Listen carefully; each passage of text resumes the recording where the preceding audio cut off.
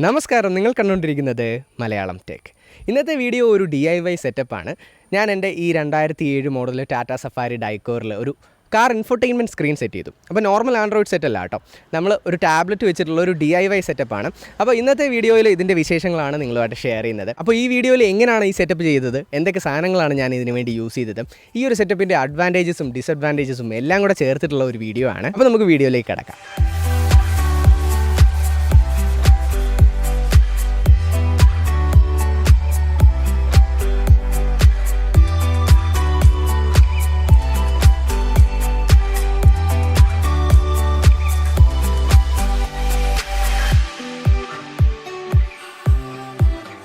Okay, അപ്പോൾ ഇതാണ് നമ്മുടെ ഫൈനൽ സെറ്റപ്പ്. അപ്പോൾ ഈ ഒരു സെറ്റപ്പിൽ എനിക്ക് ബെനിഫിറ്റായ കുറച്ച് കാര്യങ്ങളെന്ന് പറയുന്നത് ഇതിൻ്റെ ഒരു ഡാഷ്ബോർഡാണ്. ഇത് അത്യാവശ്യം വലുപ്പമുള്ള നല്ല ഫ്ലാറ്റായിട്ടിരിക്കുന്ന ഒരു ഡാഷ്ബോർഡാണ്. ഫ്രണ്ടിലോട്ട് ഇച്ചിരി ചെരിവുണ്ട്, എന്നാൽ പോലും അത്യാവശ്യം നല്ല സ്പേഷ്യസ് ആയിട്ടുള്ളൊരു ഡാഷ്ബോർഡായിരുന്നു. അതുകൊണ്ട് തന്നെ എനിക്കിത് ഫിക്സ് ചെയ്യാനൊക്കെ എളുപ്പമായിരുന്നു. അപ്പോൾ ആൻഡ്രോയിഡ് സിസ്റ്റം കൺസിഡർ ചെയ്യാത്തതിൻ്റെ മെയിൻ കാര്യം എന്ന് പറയുന്നത് ഒരു 10,000 15,000 റേഞ്ചിലൊക്കെ വരുന്ന ആൻഡ്രോയിഡ് സെറ്റുകൾ അത്യാവശ്യം നല്ല സ്ലഗ്ഗിഷ് പെർഫോമൻസ് ആണ്. നിങ്ങൾ യൂസ് ചെയ്ത് നോക്കിയിട്ടുണ്ടെങ്കിൽ നിങ്ങൾക്ക് അറിയാം. അപ്പോൾ ഒരു 2 GB റാമൊക്കെ ഉള്ള വേരിയൻ്റാണ് വരുന്നത്. അപ്പോൾ ഈ ഒരു ടാബ്ലറ്റിന് അറൗണ്ട് 15,000 ആണ് ഇപ്പം റേറ്റ് വരുന്നത്. അപ്പോൾ ഈ ഒരു പ്രൈസിൽ ഈ ഒരു ടാബ്ലറ്റിൽ ഒരുപാടധികം സവിശേഷതകളുണ്ട്. ഒന്നാമത്തെ കാര്യം ഇതിൻ്റെ ഡിസ്പ്ലേ ആണ്. ഇതൊരു 2K ഡിസ്പ്ലേ ആണ്. അത്യാവശ്യം നല്ല ക്രിസ്പായിട്ടുള്ള നല്ല കിടിലൻ ക്വാളിറ്റി വീഡിയോസ് നമുക്കിതിൽ എൻജോയ് ചെയ്യാൻ സാധിക്കും. ഒരു 10.36 ഇഞ്ച് സ്ക്രീനാണ് വരുന്നത്. അതുകൂടാതെ ഒരു 4 GB റാമും ഒക്ടാ-കോർ പ്രോസസ്സറുമാണ് വരുന്നത്. അതുകൊണ്ട് തന്നെ ഈ ഒരു ടാബ്ലറ്റിൽ നമ്മൾ ആൻഡ്രോയിഡ് ഇൻഫോർടൈൻമെൻറ്റ് സ്ക്രീൻസിൽ കാണുന്ന പോലെ ലാഗുകളോ കാര്യങ്ങളോ ഒന്നുമില്ല.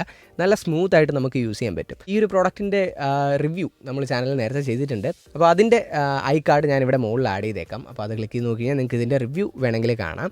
അപ്പോൾ ഇത് ഇറങ്ങിയ സമയത്ത് അത്യാവശ്യം 19,000 സംതിങ് റേഞ്ച് ഉണ്ടായിരുന്നു ഈ ഒരു ടാബ്ലറ്റിൻ്റെ പ്രൈസ്. ഇപ്പോൾ അത് നിലവിൽ കുറഞ്ഞിരിക്കുകയാണ്. ഇപ്പോൾ ഞാൻ ആരെയും ഈ ടാബ്ലറ്റ് എടുത്ത് മേടിച്ച് കാറിൽ ഇങ്ങനെ സെറ്റപ്പ് ചെയ്യണമെന്നല്ല കേട്ടോ പറയുന്നത്. നിങ്ങളുടെ കയ്യിലൊരു ടാബ്ലറ്റ് ഉണ്ടെങ്കിൽ നിങ്ങൾക്ക് മേ ബി ഇങ്ങനൊരു സെറ്റപ്പ് ചെയ്ത് കഴിഞ്ഞാൽ നൈസ് ആയിരിക്കും എന്നുള്ളത് കൺവേ ചെയ്യാൻ വേണ്ടിയാണ് ഈ വീഡിയോ ചെയ്യുന്നത്. ഇനി നമുക്ക് എങ്ങനെയാണ് ഈ ഒരു സെറ്റപ്പ് ഇതിൽ ചെയ്തതെന്ന് നോക്കാം. അപ്പോൾ ഇതിൻ്റെ ടോട്ടൽ കോസ്റ്റും കാര്യങ്ങളും എല്ലാം ഞാൻ ഈ വീഡിയോയിൽ ഓരോ പ്രോഡക്റ്റ് കവർ ചെയ്യുമ്പം അതിൻ്റെ കൂടെ ആഡ് ചെയ്ത് പോകാം. അതുപോലെ തന്നെ നമ്മൾ ഈ വീഡിയോയിൽ മെൻഷൻ ചെയ്തേക്കുന്ന പ്രോഡക്റ്റുകളുടെ ലിങ്ക് വീഡിയോയുടെ താഴെ ഡിസ്ക്രിപ്ഷനിൽ നമ്മൾ ആഡ് ചെയ്തിട്ടുണ്ട്. അപ്പോൾ നിങ്ങൾക്ക് എന്തെങ്കിലും പർച്ചേസ് ചെയ്യാൻ ആഗ്രഹിക്കുന്നുണ്ടെങ്കിൽ നിങ്ങൾക്ക് തീർച്ചയായും ചെക്ക് ചെയ്ത് നോക്കാം. ആദ്യമായിട്ട് സൗണ്ട്സ് എന്ന് പറയുന്ന ഒരു ബ്രാൻഡിൻ്റെ ഒരു മാഗ്നറ്റിക് ഹോൾഡറാണ്. ഇത് നല്ല കിടിലൻ ക്വാളിറ്റി ഉള്ളൊരു മാഗ്നറ്റിക് ഹോൾഡറാണ് കേട്ടോ. നല്ല സ്ട്രെങ്ത് ഉള്ളൊരു പ്രോഡക്റ്റാണ്. ഇത് യൂസ് ചെയ്തിട്ടാണ് നമ്മൾ നമ്മുടെ ടാബ്ലറ്റ് നമ്മുടെ ഒരു സ്റ്റാൻഡിലേക്ക് മൗണ്ട് ചെയ്യാൻ ഉദ്ദേശിക്കുന്നത്. അപ്പോൾ ഈ മാഗ്നറ്റിക് മൗണ്ട് യൂസ് ചെയ്തതിൻ്റെ കാര്യം വേറൊന്നുമല്ല, കൺവീനിയൻസിന് വേണ്ടിയാണ്. അപ്പോൾ നമുക്ക് പെട്ടെന്ന് ടാബ് കൊണ്ട് വെക്കാനും പറിച്ചെടുക്കാനും ഉള്ള ആ ഒരു സുഖം ഉണ്ടല്ലോ, അതിനുവേണ്ടിയാണ് ഈ ഒരു സംഭവം ചെയ്തത്. അല്ലെങ്കിൽ നിങ്ങൾക്ക് ഹോൾഡർ ടൈപ്പുള്ള എന്തെങ്കിലും മൗണ്ട് കൺസിഡർ ചെയ്യാം, പക്ഷേ അത് നമ്മളെപ്പോഴും മെനക്കേടാണല്ലോ എന്ന് വിചാരിച്ചാണ് ഒഴിവാക്കിയത്. അപ്പോൾ ഈ ഒരു പ്രോഡക്റ്റിൻ്റെ കൂടെ ഒരു ആൽക്കഹോൾ വൈപ്പും 2 മെറ്റൽ പ്ലേറ്റുമാണ് വരുന്നത്. അപ്പോൾ അതിൽ റൗണ്ട് എഡ്ജുള്ള സർക്കുലറും റെക്ടാങ്കുലറും ആയിട്ടുള്ള 2 മെറ്റൽ പ്ലേറ്റ്സ് ഉണ്ട്. അപ്പോൾ നിങ്ങൾക്ക് 2 ഡിവൈസ് ഇത് സ്റ്റിക്ക് ചെയ്തിട്ട് ഈ ഒരു മൗണ്ടിൽ യൂസ് ചെയ്യാം. ഞാൻ കറൻറ്റ്ലി ടാബ്ലറ്റ് മാത്രമേ യൂസ് ചെയ്യുന്നുള്ളൂ. അടുത്തതായി ഈ പ്രോജക്റ്റിന് വേണ്ടി നമ്മൾ യൂസ് ചെയ്ത ഒരു മെയിൻ പ്രോഡക്റ്റ് പോർട്രോണിക്സിൻ്റെ ഒരു മൊബൈൽ മെറ്റൽ ഹോൾഡറാണ്. ഇതെനിക്ക് എൻ്റെ ഫ്രണ്ട് തന്നതാണ്. ആമസോണിൽ ഈ ഒരു സെയിം പ്രോഡക്റ്റ് കിട്ടിയില്ല, പക്ഷേ സിമിലർ ആയിട്ടുള്ള ഒരു പ്രോഡക്റ്റിൻ്റെ ലിങ്കും ഞാൻ ആഡ് ചെയ്തിട്ടുണ്ട്. അപ്പോൾ മാഗ്നറ്റ് ഇതേപോലെ മൗണ്ടിൻ്റെ നടുക്ക് പ്ലേസ് ചെയ്യാനാണ് ഞാൻ ഉദ്ദേശിക്കുന്നത്. പക്ഷേ ഈ സ്റ്റാൻഡിൽ കുഷനിങ്ങിനായിട്ട് ചെറിയ സ്പോഞ്ചസ് ഒക്കെ ഒട്ടിച്ചിട്ടുണ്ട്. അത് ആദ്യം റിമൂവ് ചെയ്യാം. അപ്പോൾ ഞാനിത് കൈ ഉപയോഗിച്ച് ഇങ്ങനെ ചൊണ്ടി കളഞ്ഞു.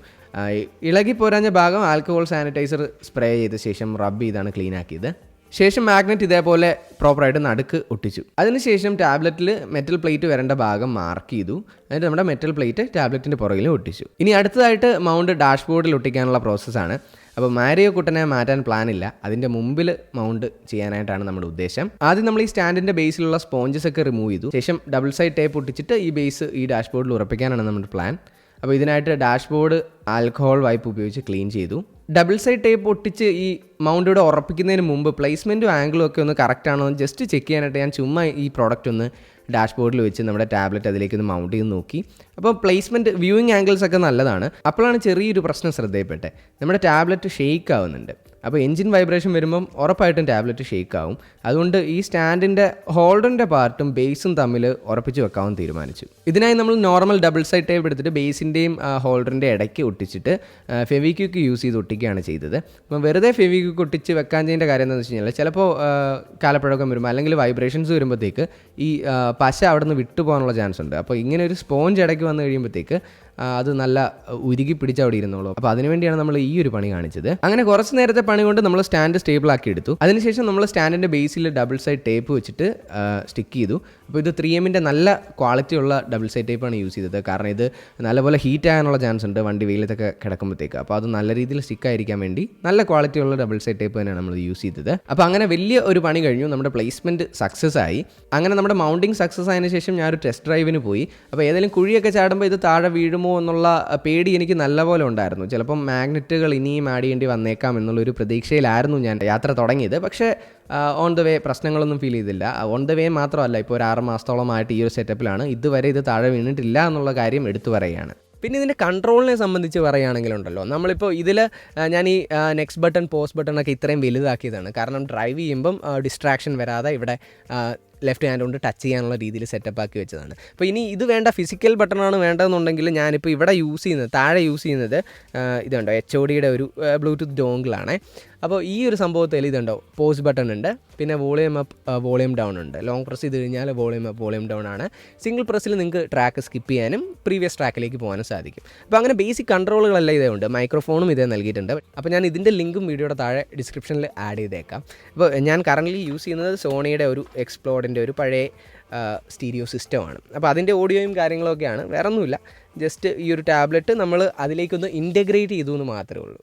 അപ്പോൾ ഇങ്ങനെ ഇരുന്ന നോക്കിയയുടെ ടാബ്ലറ്റിനെയാണ് നമ്മൾ ഈ ഒരു ലുക്കിലേക്ക് മാറ്റിയെടുത്തത്. ഇപ്പോൾ കാർ ലോഞ്ചർ എന്ന് പറയുന്ന ഒരു സംഭവമാണ് നമ്മൾ ഈ ഒരു സെറ്റപ്പിന് വേണ്ടി യൂസ് ചെയ്തിരിക്കുന്നത്. ഇതിപ്പോൾ ഈ വീഡിയോയിൽ കാണുന്ന അത്ര വൃത്തിയൊന്നുമില്ല കേട്ടോ. ഇത് ഇൻസ്റ്റാൾ ചെയ്യുമ്പോൾ നിങ്ങൾക്ക് ഇൻസ്റ്റാൾ ചെയ്ത് നോക്കിക്കഴിഞ്ഞാൽ അറിയാം, UI ഒക്കെ ഇച്ചിരി ശോകമാണ്. അപ്പം ഞാനിത് എൻ്റേതായിട്ടുള്ള രീതിയിൽ കസ്റ്റമൈസ് ചെയ്തെടുത്താണ്. അതിലെ ഒരു തീം തന്നെ എഡിറ്റ് ചെയ്ത് ഇതിൻ്റെ ഐക്കൺസിൻ്റെ സംഭവങ്ങളുടെ എല്ലാം പ്ലേസ്മെൻറ്റും കാര്യങ്ങളും മാറ്റി എൻ്റേതായിട്ടുള്ള രീതിയിൽ എനിക്ക് ഭംഗിയെന്ന് തോന്നുന്ന രീതിയിലേക്ക് ഞാൻ ആക്കിയെടുത്തൊരു സെറ്റപ്പാണിത്. അപ്പോൾ ഇത് കസ്റ്റമൈസ് ചെയ്യണമെന്നുണ്ടെങ്കിൽ കാർ ലോഞ്ചർ പ്രീമിയം പർച്ചേസ് ചെയ്യേണ്ടതായിട്ടുണ്ട്. അതൊരു 550 രൂപ വില വരുന്ന ഒരു പ്രീമിയം ആപ്പാണ് ഇതിൻ്റെ തന്നെ. അപ്പോൾ അത് വെച്ചാണ് നമ്മൾ ഈ ഒരു സെറ്റപ്പ് ചെയ്തിരിക്കുന്നത്. അപ്പോൾ ഇത് വേണ്ടാന്നുണ്ടെങ്കിൽ നിങ്ങൾക്ക് ഫ്രീ ആപ്പ് വെച്ചും ട്രൈ ചെയ്യാം കേട്ടോ. ഫ്രീ ആപ്പിലും ഫങ്ഷനാലിറ്റീസ് എല്ലാം ഉണ്ട്, പക്ഷേ കസ്റ്റമൈസേഷൻ പറ്റില്ല എന്നുള്ളതേ ഉള്ളൂ. ഇനിയിപ്പോൾ ഈ ഒരു സെയിം സെറ്റപ്പ് നിങ്ങൾക്ക് വേണം എന്ന് ആഗ്രഹം ഉണ്ടെങ്കിൽ ഞാൻ ഇതിൻ്റെ കോൺഫിഗറേഷൻ ഫയൽ അപ്ലോഡ് ചെയ്തേക്കാം. അപ്പം നിങ്ങൾ പ്രീമിയം നിങ്ങളുടെ കയ്യിലുണ്ടെങ്കിൽ നിങ്ങൾക്ക് ഈ ഫയൽ ഇമ്പോർട്ട് ചെയ്ത് നിങ്ങൾക്ക് വേണമെങ്കിൽ ഈ ഒരു ലുക്കിലേക്ക് ആക്കാം. പിന്നെ അതുകൂടാതെ തന്നെ ഈ ആപ്പിൽ തന്നെ ഉണ്ടല്ലോ നമുക്ക് വണ്ടിയുടെ സ്പീഡും RPM അതുപോലുള്ള കാര്യങ്ങളൊക്കെ ആഡ് ചെയ്യാനുള്ള ഓപ്ഷനുകളൊക്കെ ഉണ്ട്.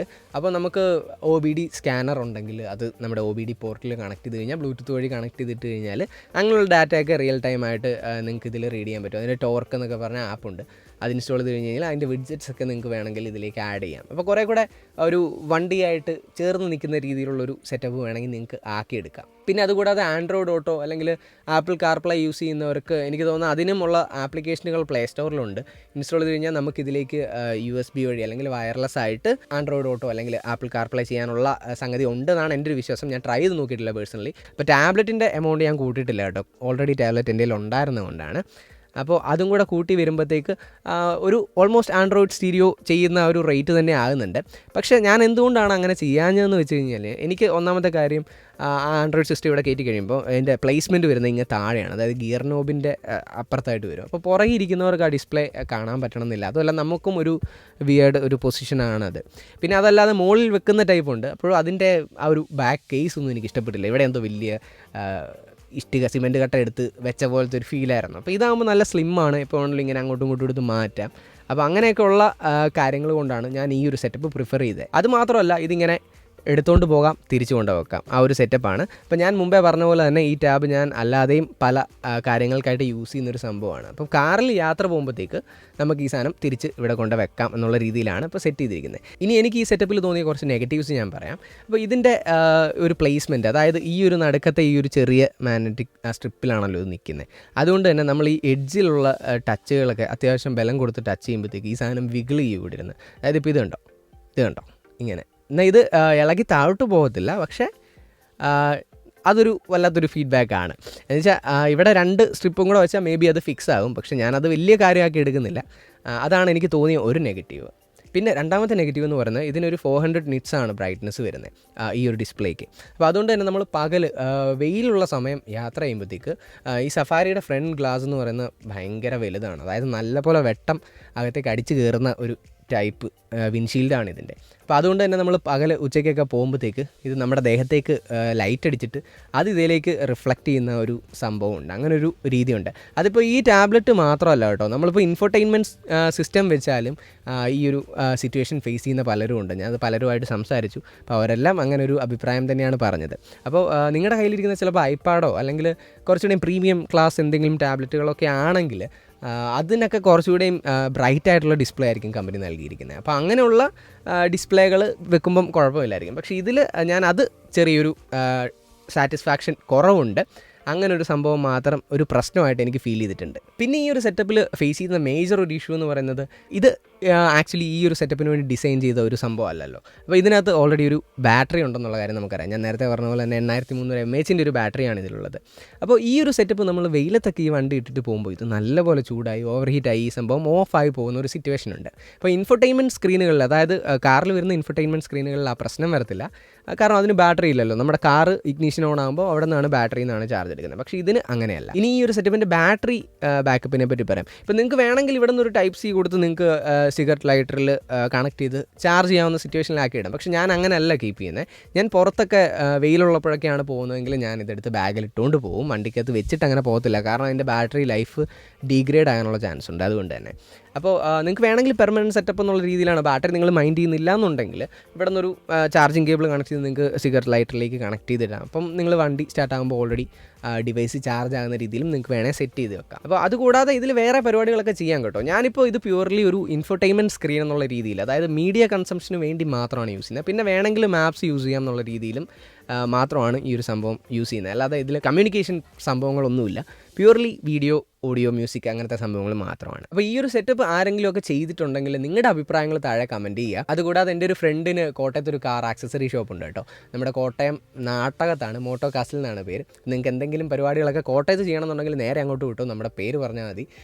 അനൂപിനെ അന്വേഷിച്ചിട്ട് അനൂപിനോട് പറഞ്ഞാൽ മതി. അപ്പോൾ അനൂപ് ഇത് കണ്ടപ്പോഴത്തേക്ക് പറഞ്ഞു ഇത് കൊള്ളാലോ സെറ്റപ്പ് എന്നുള്ള രീതിയിലാണ് അവൻ്റെ വരെ റെസ്പോൺസ് വന്നത്. അപ്പോൾ ഇത്രയൊക്കെ ആയിരുന്നു ഈ വീഡിയോയിൽ ഇൻക്ലൂഡ് ചെയ്യാനുണ്ടായിരുന്നത്. ടാബ് ഇല്ലാത്തൊരു ടാബ് മേടിച്ച് ചെയ്യുക ആ ഒരു രീതിയിലല്ല. ഞാൻ ആദ്യം പറഞ്ഞ പോലെ തന്നെ നിങ്ങളുടെ കയ്യിലൊരു ടാബ്ലറ്റൊക്കെ ഫ്രീ ആയിട്ട് ഇരിപ്പുണ്ടെങ്കിൽ, അല്ലെങ്കിൽ നിങ്ങളുടെ മൊബൈൽ ഫോൺ ആണെങ്കിലും നിങ്ങൾക്ക് ഈ ഒരു സിറ്റുവേഷനിൽ യൂസ് ചെയ്യാം. പക്ഷേ ഇത്രയും വലിയ സ്ക്രീൻ ആയിരിക്കില്ല എന്നുള്ളൂ. അപ്പോൾ ഇതേ മാഗ്നറ്റിക് മൗണ്ടിൻ്റെ കൂടെ വന്ന വേറെ മെറ്റൽ പ്ലേറ്റ് ഉണ്ട്. അതപ്പോൾ നമുക്ക് ഈ ഫോണിൻ്റെ പുറകിൽ സ്റ്റിക്ക് ചെയ്യണമെന്നില്ല. നമുക്ക് മറ്റേ കേസ് ഉണ്ടെങ്കിൽ കേസിൻ്റെ അകത്ത് വെച്ചിട്ടാണെങ്കിലും നിങ്ങൾക്ക് ഇതേപോലെ വെക്കാം. അതല്ലാന്നുണ്ടെങ്കിൽ മെറ്റൽ ബോഡിയുള്ള ഫോണുകളൊക്കെ ആണെങ്കിൽ ചുമ്മാ ഇവിടെ വെച്ചാൽ സ്റ്റിക്കാവും. അപ്പോൾ അതുപോലുള്ള സെറ്റപ്പുകളിലും നിങ്ങൾക്ക് ഇത് യൂസ് ചെയ്യാം. അപ്പം ഇത്രയാണ് എൻ്റെ ഈ ഒരു സെറ്റപ്പിൻ്റെ വീഡിയോ നിങ്ങളുമായിട്ട് ഷെയർ ചെയ്യാനുണ്ടായിരുന്നത്. നിങ്ങൾക്ക് ഈ വീഡിയോ ഇഷ്ടപ്പെട്ടു എന്ന് കരുതുന്നു. എന്തെങ്കിലും സംശയങ്ങളോ കാര്യങ്ങളോ ഒക്കെ ഉണ്ടെങ്കിൽ തീർച്ചയായും താഴെ കമൻറ്റ് ചെയ്യുക. അപ്പോൾ നിങ്ങളുടെ വണ്ടിയിൽ ഇത് ചെയ്യാൻ പറ്റുമോ അങ്ങനെയുള്ള ചോദ്യങ്ങൾ ചോദിച്ചാൽ എനിക്ക് ചിലപ്പോൾ ഹെൽപ്പ് ചെയ്യാൻ പറ്റിയേക്കില്ല. അപ്പോൾ നിങ്ങൾ ട്രൈ ചെയ്ത് നോക്കുക എന്നേ എനിക്ക് പറയാൻ പറ്റുള്ളൂ. അപ്പം ഞാൻ എൻ്റെ ഒരു സിറ്റുവേഷനാണ് നിങ്ങളുമായിട്ട് ഷെയർ ചെയ്തത്. അപ്പോൾ thank you so much for watching. നിങ്ങൾക്ക് ഈ വീഡിയോ ഇഷ്ടപ്പെട്ടെങ്കിൽ മലയാളം ടെക്കിൻ്റെ ചാനലൊന്ന് സബ്സ്ക്രൈബ് ചെയ്തിട്ടേക്കുക. അടുത്തുള്ള ബെല്ലൈക്കനോട് ക്ലിക്ക് ചെയ്ത് ഓൾ നോട്ടിഫിക്കേഷൻ എനേബിൾ ചെയ്താൽ ഞാൻ ഇതുപോലുള്ള പുതിയ പുതിയ വീഡിയോസ് അപ്ലോഡ് ചെയ്യുമ്പോൾ നിങ്ങൾക്ക് നോട്ടിഫിക്കേഷൻ ലഭിക്കും. അപ്പോൾ വീണ്ടും ഒരു ഉഗ്രൻ ടെക്നോളജി വീഡിയോയിൽ നമുക്ക് കണ്ടുമുട്ടാം. Good bye.